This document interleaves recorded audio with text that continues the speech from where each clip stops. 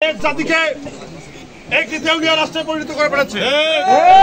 সাথী বন্ধুগণ, ইতিমধ্যে আপনারা জানেন আবারও একটি নীল নকশার নির্বাচন এই সরকার আয়োজন করতে যাচ্ছে। আমরা যারা জনগণের পক্ষে আছি, জনগণের সাথে আছি, এই নির্বাচনের সঙ্গে বাংলাদেশের জনগণের কোনো সম্পর্ক নাই।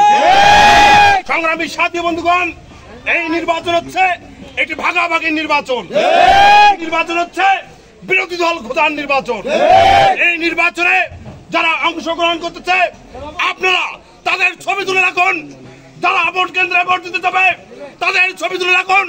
আগামী দিনে বাংলাদেশের গণতান্ত্রিক মানুষের সরকার প্রতিষ্ঠিত হলে আমরা ছবি খুঁজে খুঁজে এদের বিচার করা হবে।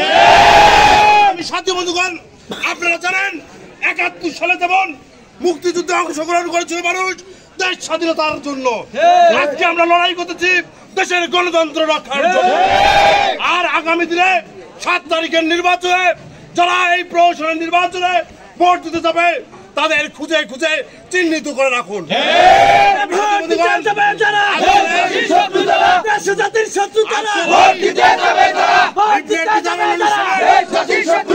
হিসেবে আমাদের মাঝে উপস্থিত আছেন বাংলাদেশ জাতীয়তাবাদী ছাত্র দলের কালীগঞ্জ উপজেলা শাখার সংগ্রামী সদস্য সচিব আমাদের অহংকার জনাব মমসুদুল খান বুলবুল।